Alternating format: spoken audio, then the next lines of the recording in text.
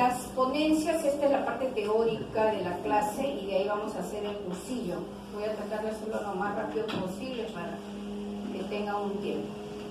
Pásalo, por favor, siguiente. En primer lugar, ¿dónde se encuentra la anemia plástica? La anemia plástica está dentro del grupo de las insuficiencias medulares en las que se observa una pancitopenia. Ustedes saben que la pancitopenia se refiere, el concepto es que hay disminución de las 3 series en el hemograma, o sea, anemia, leucopenia, trombocitopenia. Entonces, vamos a ver que por esas características de la baja de las 3 series, entonces el diagnóstico entra como parte del diagnóstico diferencial. Pero ¿qué sucede? Esto es una pancitopenia, pero en la que la médula ósea es hipocelular. Entonces, para eso yo tengo que hacer un aspirado y una biopsia de hueso. El diagnóstico de la anemia plástica es por biopsia de hueso, en donde vamos a encontrar una disminución de las células y un incremento de tejido graso, principalmente. Ustedes van a ver hacia el lado derecho, observamos lo que sería una médula normal, esas puntitos oscuros, medios violáceos, todas esas son células. Y ustedes ven unas cosas blancas, es la grasa. Entonces, en una médula normal vemos gran cantidad de células y vemos poquita grasa.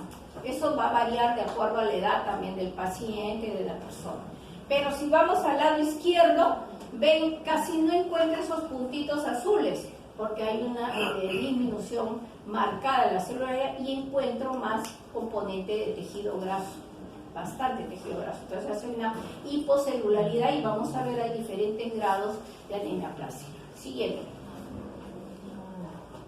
El primer caso fue descrito por Ehrlich en 1888 y el término anemia plástica fue dado por Henry Bates en 1904. Y ellos en realidad se describe así como está actualmente la definición, prácticamente viene desde el año 1800. Y en realidad fue una descripción anatomopatológica, principalmente observando las alteraciones que se observan precisamente en el hueso. Bien. Entonces, como les comentaba, está clasificada dentro de las insuficiencias medulares y vamos a ver, basado en esto, entran pues los diagnósticos diferenciales. Y les comenté, y es para reforzar, que la anemia plástica es una pancitopenia con médula ósea hipocelular. Siguiente. Entonces vamos a observar que dentro también se denomina o insuficiencia medular o síndrome de falla medular. Entonces aquí, ¿qué ocurre? Que hay un daño en las células pluripotenciales, las células que van a dar origen a todas las diferentes estirpes celulares hematopoyéticas. Y recuerden, dentro de la insuficiencia o síndrome de falla medular, hay 2 patologías que se correlacionan y que por eso nosotros siempre tenemos que estar sospechando en una u otra, que es la anemia plástica y la hemoglobinuria paroxística nocturna. Entonces, un paciente con anemia plástica siempre es importantísimo hacer el screening de HPN, porque la hemoglobinuria paroxística nocturna puede, estar imbricado, o sea, la anemia plástica pasar a HPN o un HPN después, con los años, pasar a anemia plástica. La hemoglobinuria paroxística nocturna es una patología muy compleja, puede hacer crisis hemolíticas o puede encontrarlo en ya un cuadro de falla medular. Entonces, tiene un rango muy amplio de manifestaciones clínicas. Entonces, cuando descubro o determino que un paciente tiene anemia plástica, de todas maneras se le hace el screening, es un test de sucrosa para ver HPN, pero el diagnóstico es la citometría de flujo. Entonces, ahí hay ciertas características que hay que investigar porque ambas se correlacionan. Siguiente. Y si estamos dentro de insuficiencia medular, vamos a tener una clasificación más amplia, unas en relación a que son cuantitativas o aplásicas, donde estaría toda la anemia plásica, la anemia plásica es un trastorno cuantitativo global, porque afecta las 3 series, y puede ser adquirida o puede ser congénita, y dentro de las congénitas, la el cuadro más característico, que vamos a hablar un poquito, es el síndrome de Fanconi, y se va a ver en los niños. Entonces puedo tener un pequeño, hombre o mujer, con pancitopenia, hipoplasia medular, y tengo que investigar síndrome de Fanconi dentro de las congénitas. Entonces son globales, porque las 3 series se ven afectadas, pero tengo las parciales. Puedo tener insuficiencia medular parcial, también puede ser congénita o adquirida, que afecta a una sola serie. Serie roja, eritroblastopenia, serie plaquetaria, trombocitopenia, megacariocítica, y la neutropenia, que es la forma más común de insuficiencia parcial. Ustedes saben que no sé si estaba incluido, hay un cursillo o había de neutropenia, en donde vamos a ver una quimioterapia. El paciente en quimio, por ejemplo, puede hacer neutropenia. Entonces, la neutropenia dentro de las insuficiencias parciales es la más frecuente y la más común. Siguiente.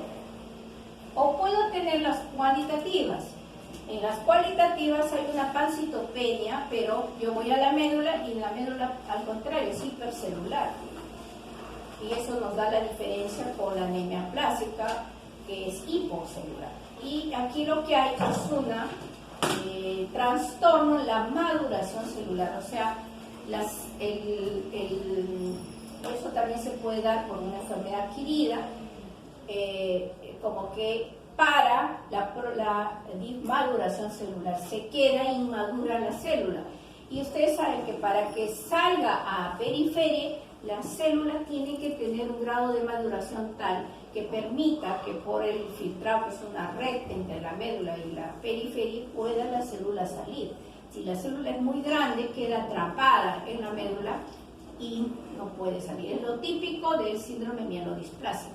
Entonces, el mielodisplásico es pancitopenia, pero voy a la médula y la gran mayoría, porque también puede haber mielodisplasia hipoplásica, pero la gran mayoría tiene una hipercelularidad con trastornos en la maduración. Y también puede ser globales. Cuando hablamos de alteración en la maduración celular, añadimos el término DIS.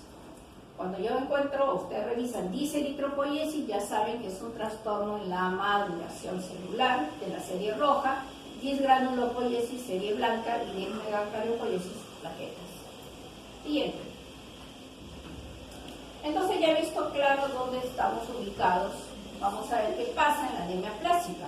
Entonces acá en la fisiopatología se ha determinado que hay 3 factores importantes en la fisiopatología. En la primera, el daño físico-químico. Y esto se va a ver en el uso y esto se vio y está muy bien estudiado en las radiaciones. Y esto empezó en las bombas que fueron tiradas a Japón, lamentablemente, Hiroshima y Nagasaki. Allí es donde se vio la radiación, el efecto que tenía en el ser humano, y que pasó incluso por décadas.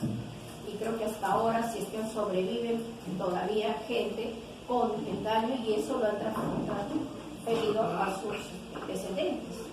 Entonces, las radiaciones, las drogas citotóxicas, estamos hablando de los quimioterápicos, o, por ejemplo, chicos, si van a estar con los celulares,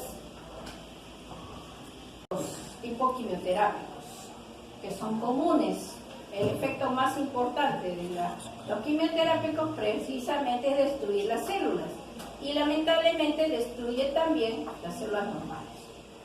Las radiaciones, como hemos visto, y el benceno, que prácticamente se está sacando desde la industria, y muchos trabajadores pues no usaban material de protección, ni se ha visto que han hecho no solamente aplasias, sino leucemias aún. Entonces, el efecto es físico-químico directamente a la médula. El segundo aspecto de fisiopatología, tenemos la destrucción inmune por anticuerpos. Y aquí también tenemos ¿qué patologías? Una hepatitis viral. Una persona que ha hecho una hepatitis y posteriormente hacia anemia plástica. Una fasciitis, un lupus, hemos tenido casos de lupus que incluso debutan con hipoplasia medular, y dentro de toda la evaluación que se hace, aflora el lupus, ¿no? veces el cuadro debuta con problema hematológico y después vemos la parte de la enfermedad. El timoma, por ejemplo, y eso es uno de los factores condicionantes que tenemos que tratar de ubicar si hay que hay timomas para determinar el tipo anemias aplásicas por causa de tipo inmunológico. Y el tercer grupo, y que se está hablando muchísimo, causas genéticas o constitucionales tenemos debido y acá en este grupo tenemos enfermedades del telómero, que vamos a hablar algo rápidamente, la anemia de Fanconi, dentro de los defectos constitucionales. Esa es la principal línea de diagnóstico que tenemos que ubicar. Esto se ve en los niños. Y basada en esta fisiopatología y la causa, vamos a ver los tratamientos. Puede haber el tratamiento ya con estimulantes, con trasplante, con terapia inmunosupresora, va a depender de la causa de fondo. Por eso es importante determinar en la medida de lo posible la fisiopatología para poder establecer el tratamiento. Siguiente. Entonces vamos a hablar un poquito, retrocede el anterior, de lo que es llamamos el síndrome constitucional. Regresa al otro cuadro, que se debe a este problema, defecto genético constitucional, para poder entrar a lo que es la anemia de Fanconi. Siguiente.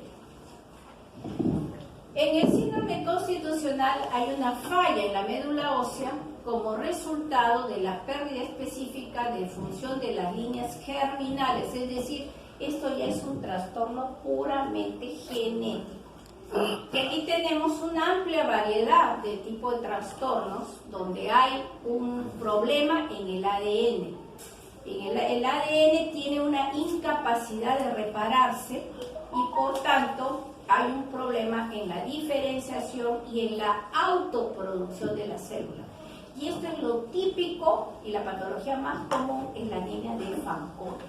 Entonces, aquí en la anemia de Fanconi hay un problema en el ADN, pero también puede haber una interferencia con la diferenciación y la vía de la autorregulación, es decir, que ustedes saben que la célula muere y se replica y se replica. Y esta otra alteración se denomina deficiencia del GATA2, que se puede ver en el síndrome de Down.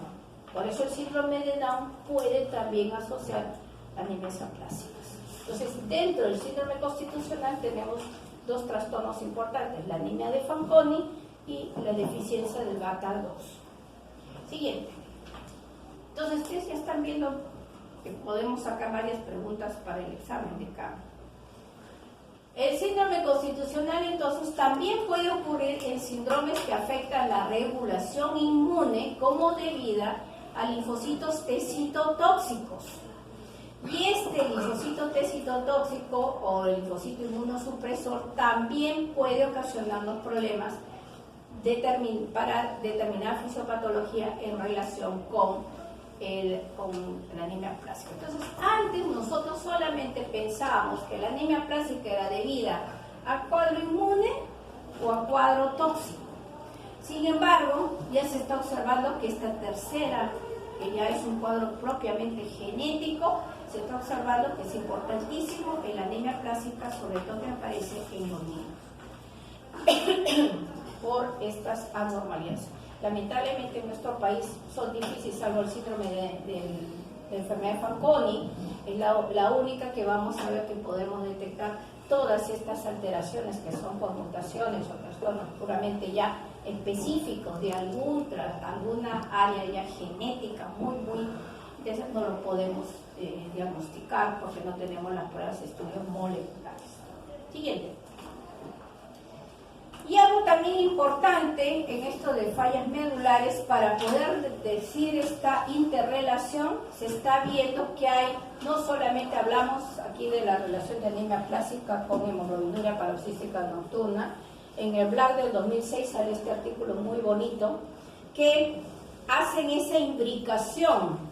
Tenemos acá anemia plástica, aquí anemia plástica con HPN, aquí solo HPN, O sea, puede haber un grupo solo de HPN, otra con hipoplasia, correlacionando ambas, síndrome mielodisplásico, y de ahí tenemos las leucemias agudas. Entonces, como ven, hay una correlación y quizás tengan un origen común, y que por alguna razón en algunos aparece aplasia, en otros mielodisplasias, en otros HPN. Observemos las hipoplasias selectivas de serie roja, de serie blanca o la de serie megacariocytic. Entonces, todas estas patologías se correlacionan. Siguiente. Entonces, recordando, tenemos las hereditarias, que vamos a hablar solo de la anemia Fanconi, pero tenemos el Diamond-Blackfan, el síndrome de Schwann-Diamond, pero aquí la más característica es Fanconi, la más común y de diagnóstico de repente más precoz. Y las adquiridas tenemos una serie de trastornos de toxicidad, pero, y he puesto acá en rojo, la idiopática es la más común. Es decir, de repente una persona recibió cloranfenicol cuando era adolescente y la aplasia se presenta con desarrollo. Este cuadro no lo puedo yo determinar, y como somos polifarmacia, porque uno acá se va al químico farmacéutico o al que vende en la farmacia y me dice, tengo dolor de estómago, ya tome tal antibiótico, tome tal, entonces no sabemos qué tomamos. No podemos determinar cuál es la causa-efecto de quién ocasiona el problema de la anemia aplásica. Entonces queda como idiopática. Siguiente. Entonces, bueno, dentro de las aplasias secundarias tendríamos las radiaciones, los medicamentos o cualquier efecto citotóxico de algún factor ambiental. Siguiente. Alguna relación de medicamentos que pueden ocasionar, y acá hay una susceptibilidad del paciente, no es que todos lo hagan, hay una relación, hay ciertos pacientes, por ejemplo tengo hipertiroideo, tengo como 10.000 y solo uno hace anemia plástica por tiuracilo o carbimazol, etc. Seguimos. Dentro de los quimioterápicos, todos los quimioterápicos suelen causar toxicidad a la médula ósea, principalmente neutropenia, ¿no? Y acá están los diferentes tipos de medicamentos. Siguiente. Los virus, recuerden, el virus de Epstein-Barr, el VIH, los citomegalovirus, la hepatitis viral A, el parvovirus, todos pueden en algún momento ocasionar en determinados pacientes anemia plástica. Siguiente. Trastornos inmunológicos, como estamos viendo, una reacción injerto contra huésped, la infusión de transfusiones de sangre, por ejemplo, una transfusión de sangre en algún momento por causa del tipo inmunológico podría causar anemia plástica, ciertas inmunodeficiencias.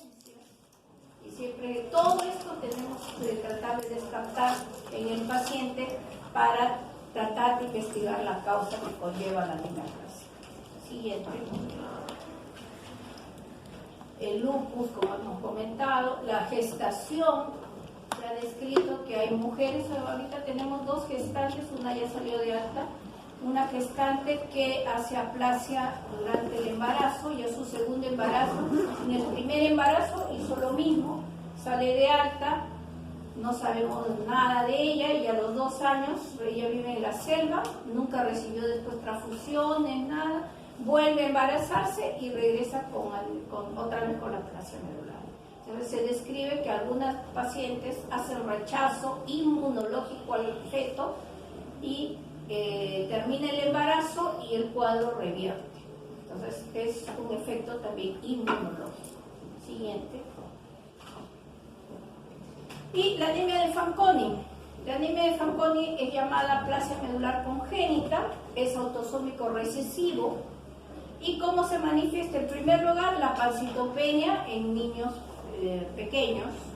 2, vamos a ver malformaciones congénitas.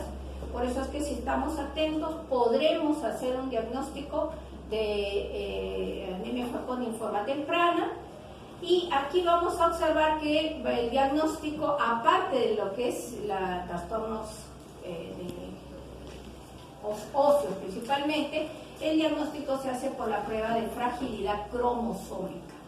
Y lamentablemente estos niños pueden morir no solamente por la aplasia y los síntomas y la clínica de la aplasia, sino porque puede haber mayor riesgo a neoplasias por este trastorno, y que vamos a ver es el trastorno cromosomial que se presenta. Siguiente.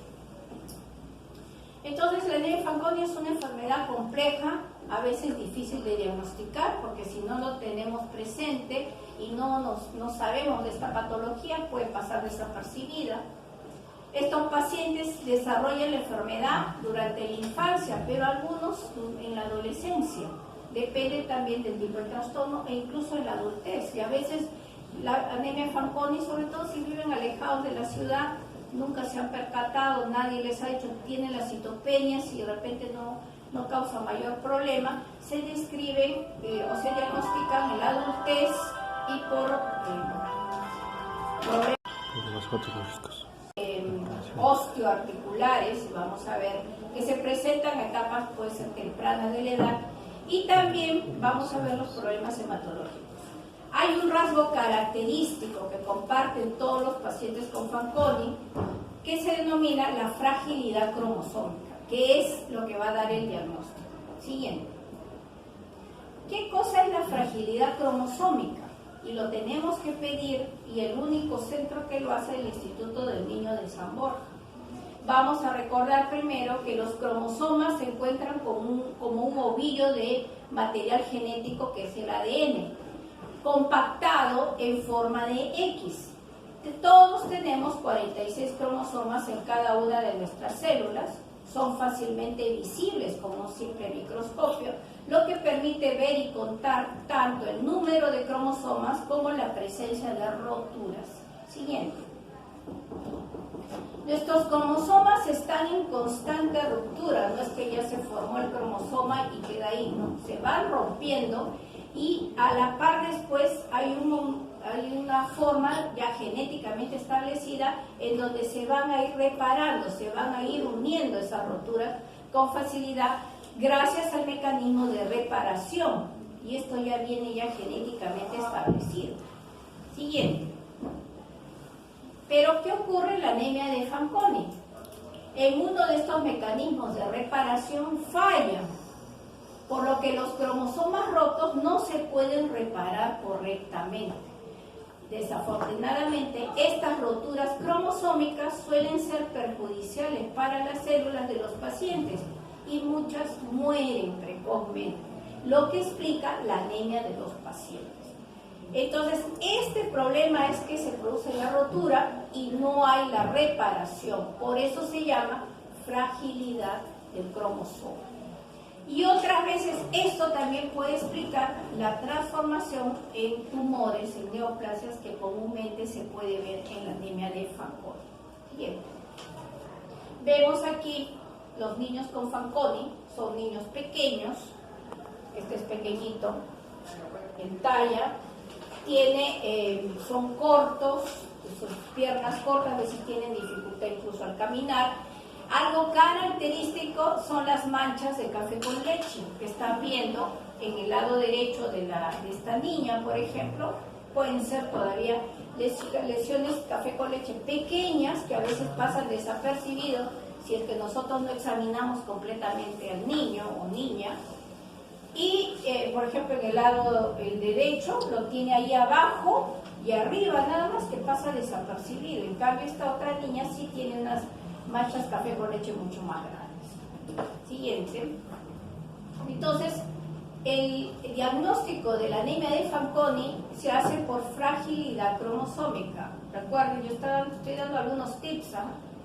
Si ya están dormidos, ya es cuestión de ustedes. ¿Cuál es el tratamiento? Trasplante de médulas. Es lo único que puede salvar a este niño. La anemia Fanconi es trasplante de médulas. Entonces, bueno, a pasar esto de la fisiopatología porque ya hemos conversado al inicio de esto, los 3 tipos o 3 causas que van a llevarnos a anemia plástica. Siguiente. Y vamos a la epidemiología. En realidad nosotros no conocemos la epidemiología de nuestro país. Vamos a tomar de otros países entre 2 a 5 casos por millón de habitantes por año. Es más frecuente en países en vías de desarrollo, en Asia, por ejemplo. En ciertos sectores, lamentablemente en nuestro país sí observamos que hay patologías relativamente frecuentes de anemia plástica, mielodisplasia y neoplasias, pacientes que vienen de zonas de la sierra, principalmente una zona muy común es Huánuco. Habría que evaluar cuáles son las condiciones ambientales condicionantes a esto. Afecta a ambos sexos y la distribución es bifásica. Hay un pico en niños y hay otro pico en adultos jóvenes. A diferencia del síndrome mielodisplásico que se va a ver más en ancianos. Entonces, recordemos ese punto también. Siguiente. Entonces aquí vemos pico de 10 a 25 años y en mayores de 60, aunque recuerden, población mayor de 60, mielodisplasia con más frecuencia. Género, no hay diferencia, y tienen 2 tipos, congénito y adquirido. Siguiente. La incidencia de anemia plástica en Europa y Norteamérica igual es 2 por millón de habitantes por año. En el Asia es de 2 a 3 por año. En México, que sería la población que es más cercana a nosotros por más que todo raza, es de 3.9 por millón de habitantes y más en la población pediátrica de 4.2 por millón de habitantes y en adultos de 3.8. Para ver un poquito la epidemiología a nivel mundial. Siguiente. El comienzo insidioso, los síntomas progresivos, principalmente por las citopenias, tenemos anemia, sangrados por la trombocitopenia y cuadros infecciosos por la neutropenia.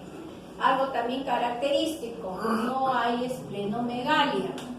O sea, ustedes van a tener pacientes con anemia, con petequias, algunas veces con fiebre. Lo examino, ¿tiene vaso palpable? No es anemia plástica. En primer lugar, eso es también algo importante que tenemos que saber. No hay adenopatías. Si tengo un paciente que tiene ganglios, tampoco voy a sospechar. Si tenga calcitopenia, anemia plástica, claro que después voy a corroborar con el aspirado, pero definitivamente clínicamente no tiene que haber esplenomegalia y no hay adenopatías. Siguiente. En el hemograma que vamos a ver es variable, lo que sí tenemos las 3 series bajas, hematíes nomocíticos, nomocrómicos, pero pueden ser hipocrómicos y microcíticos también. El aspirado que ya hemos visto, hipocelularidad con incremento de tejido graso. ¿Qué cosa podemos observar? Células plasmáticas, porque las células plasmáticas son las últimas con los linfocitos, lo último que vamos a perder. No siempre uno dice anemia plástica, pero en realidad siempre hay celularidad. No es que va a variar la celularidad, el grado de severidad, pero siempre encontramos pequeños nidos de células. ¿De cuáles? De plasmáticas y de linfocitos. El diagnóstico, como ya les dije, es por biopsia de hueso. El aspirado me puede ayudar, pero tengo que obligar al padre, es obligado a hacer la biopsia de hueso. Y tenemos esta característica cuando hablamos de anemia plástica severa, y eso también recuerden, neutrófilos menores de 500, plaquetas menores de 20.000 y retis corregido menor a 1%. Cuando tenemos estas características ya estoy asumiendo que tenemos ya menos del 25% de celularidad en la médula ósea. Siguiente. Aquí es típico una médula hipocelular. O sea, recuerdan en la otra que vimos al inicio, gran cantidad de estas celulitas y poca parte blanca. Este es tejido graso, que siempre tenemos en la médula, pero acá ven, pocas células, todo esto son células, y tenemos más tejido graso. Entonces, una hipoplasia o anemia clásica. Siguiente. Como están teniendo el slide, ya no les describo mucho, pero hay variantes depende del grado de severidad. Moderadamente severa, grave y muy severa. Dependiendo de esto también voy a determinar la respuesta al tratamiento. Pacientes que tienen una hipoplasia muy severa, el pronóstico es malo. Siguiente. ¿Qué diagnóstico diferencial tenemos con el síndrome mielodisplásico? Pero ya ustedes están viendo que el aspirado me ayudaría, aunque hay mielodisplasias con hipoplasia celular. Y vamos a ver, eso ya es un estudio anatomopatológico que me va a ayudar a determinar. Con los linfoproliferativos, la leucemia aguda, por ejemplo, puedo tener pancitopenia, hago el aspirado y encuentro brazos. Con las mieloptisis, ¿qué es una mieloptisis? Es una infiltración a la médula ósea por neoplasia de otra estirpe que no es de la médula. Por ejemplo, puedo tener un linfoma, puedo tener un cáncer de pulmón, un cáncer de mama, de próstata, que infiltra la médula ósea y causa pancitopenia. Con la hemoglobinuria paroxística nocturna, con otras patologías que me van a dar pancitopenia. Siguiente. Y el tratamiento. ¿Qué es lo que vamos a hacer con el tratamiento? Hay dos formas. Reemplazo todo el sistema, porque ya no produce nada, es como una tierra infértil. Tengo que trasplantar, en este caso estoy hablando del trasplante de médula, o si es causa inmunológica, suprimir ese proceso destructivo inmune. Ustedes son muy patas, ¿no? Cariñito. Como medida de soporte, en primer lugar tengo que eliminar el agente causal. Eso es difícil. Por ejemplo, el medio ambiente, si la persona es agricultora, hay muchas, por ejemplo, hay sustancias tóxicas, hay órganos fosforados, en los pesticidas que usan justamente para eliminar las plagas. Entonces es difícil a un agricultor, lo ideal es sacarlo del medio. Ahí se ha dado, se describe en la literatura que solamente retirándolo del medio, donde está, porque aparentemente el medio es el que tiene la toxicidad, muchos de estos pacientes mejoran. Entonces hay que tratar y en la medida de lo posible eliminar la causa. Si hay neutropenia intensa y vamos a hablar de repente de lo que es neutropenia, tendrá que ser en los casos de neutropenias tenemos que evaluar si son febriles, sobre todo manejo de la cobertura, hay que dar cobertura antibiótica amplia. Por la trombocitopenia no intramusculares. En el caso de mujeres es el problema porque las menstruaciones abundantes son las que ocasionan descompensación. Vamos a ciclar a las mujeres con anticonceptivos y valoraremos el uso de transfusiones. Y acá hablo de valorar, ¿por qué? Porque si yo tengo la intención de trasplantar al paciente,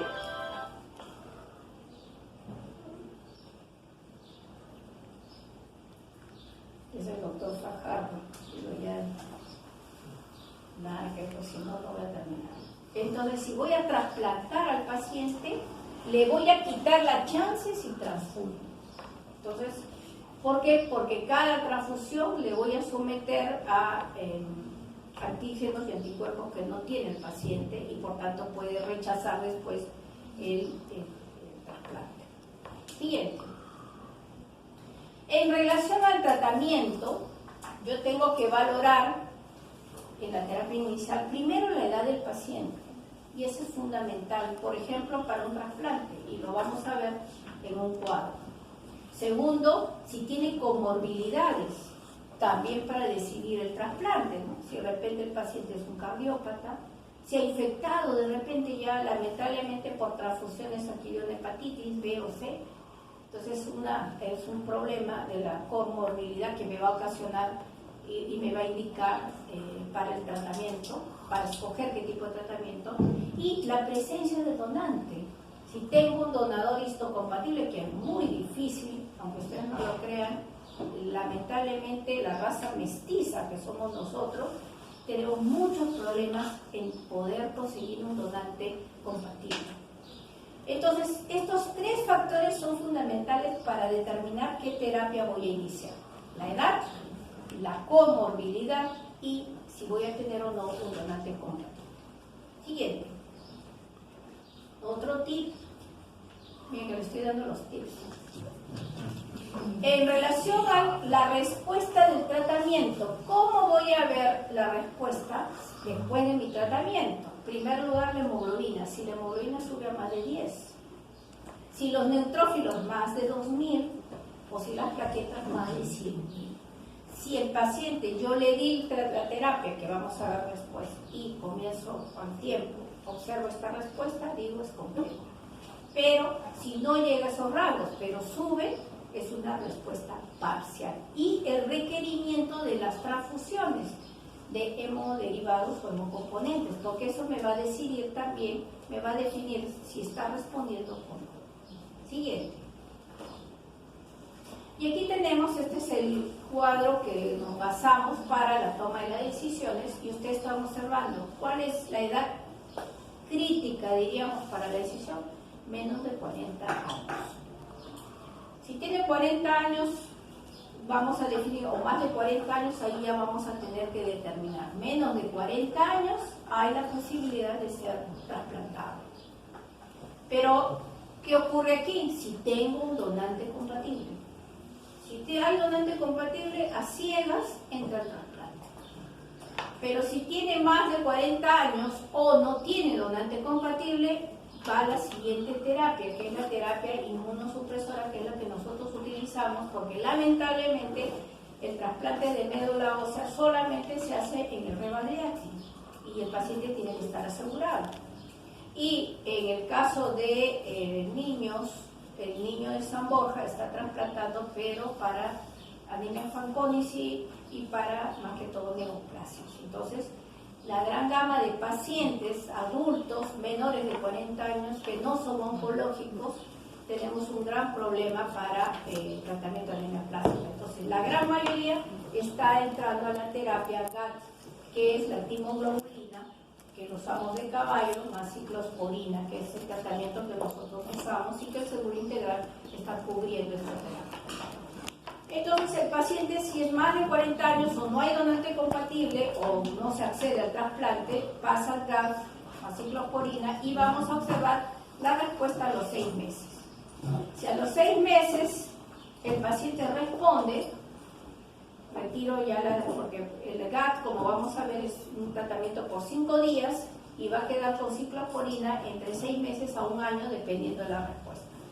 Evalúo a los 6 meses, retiro ciclosporina y vamos a hacer seguimiento del paciente, solamente ya queda en observación. Si no hay respuesta a los 6 meses, ahí ya tendré que valorar. Si tiene más de 40 años y encuentra un donante compatible, hay que considerar el trasplante. Si donante histocompatible o no adecuado para trasplante, vamos a seguir otra ruta, lo veremos.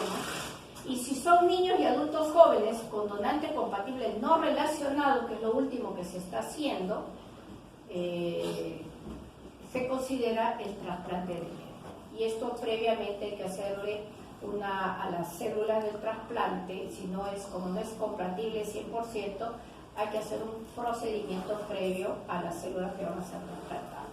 Siguiente.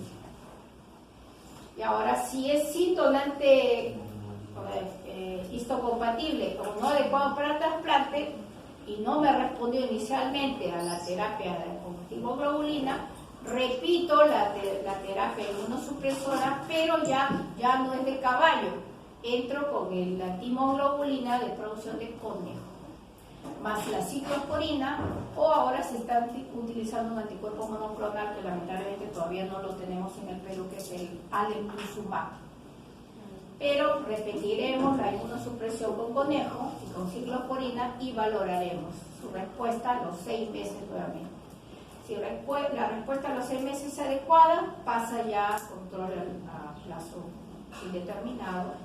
Si respuesta a los 6 meses, comienzo a buscar opción de trasplante incompatible no relacionado, el haploidéntico que recién está el niño de San Borja empezado a realizar estas pruebas y veremos cómo va, no sabemos el problema del rechazo, o células de cordón umbilical, que entre comillas ya como que está siendo alejado el uso de células de cordón umbilical para trasplante, Eso fue en boga hace muchísimos años, incluso hay empresas aquí que se dedican, no sé si han escuchado, a hacer un contrato con mujeres, sobre todo familias de buen nivel económico, para que guarden las células del cordón umbilical en forma indefinida, y se guarda en congeladoras de menos 86 grados en forma y pagan mensualmente una cantidad determinada para poder tener las células guardadas. Pero la cantidad de células en cordón umbilical es poquísima, es muy pequeña, entonces muchas veces son insuficientes para cuando ocurre el problema en esa persona. Y lo otro ya pues queda, si no hay respuesta a los 6 meses y no hay, prácticamente este paciente es mal pronóstico, ¿no? Porque se trata de usar andrógenos, ustedes saben, andrógenos se usaba al inicio, no da respuesta. Factor estimulante con eritropoyetina usamos, no hay respuesta. Queda con apoyo transfusional o de repente algún tipo de protocolo experimental. Actualmente se está usando, asociado a esta terapia inmunosupresora, el trombopac, que es una trombopoyetina estimulante también de la médula ósea. También está viendo resultados de repente controversiales. Siguiente. Entonces el trasplante, lo ideal es con el hermano consanguíneo. La mortalidad va a variar, en realidad también no es que el trasplante no tenga riesgos, es bastante riesgoso.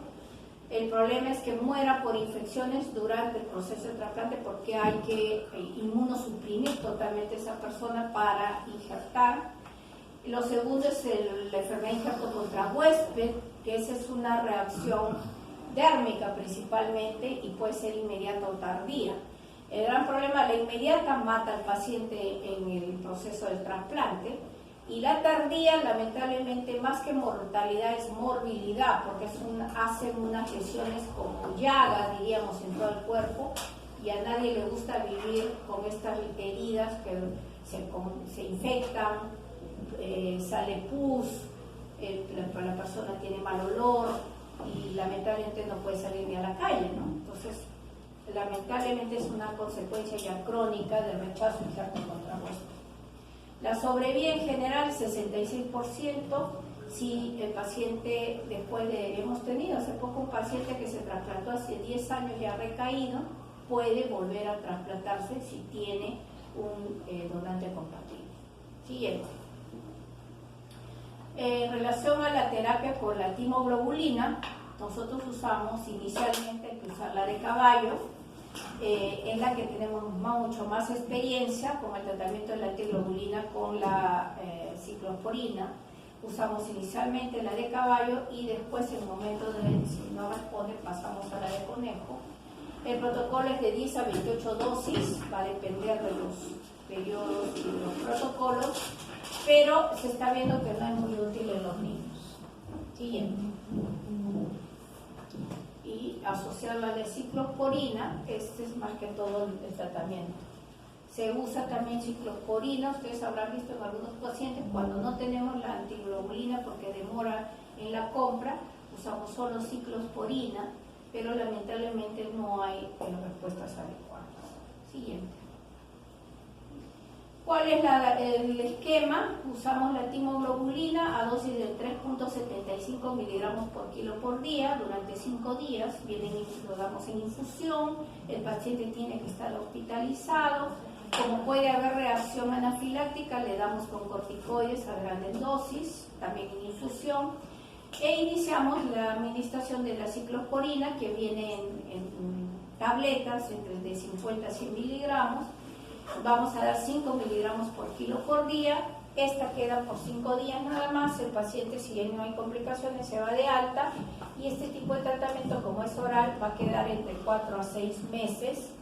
Se va a ir valorando progresivamente el retiro de la ciclosporina basado en la respuesta del paciente. Siguiente. Y como les decía, hay otro tipo de alternativas terapéuticas que lamentablemente no son muy efectivas, sobre todo en anemias aplásicas severas, como el uso de andrógenos, que también se utiliza. Ustedes habrán escuchado el danazol, que lo usamos mucho por su terapia, porque es un inmunosupresor. factor estimulante de colonias. Esto se puede dar coadyuvante cuando estamos dando una terapia de reemplazo, sea por trasplante, se empieza posteriormente al trasplante o posterior al uso de la timoglobulina, pero por sí solo no, porque aquí hay un problema propiamente en la médula. Siguiente.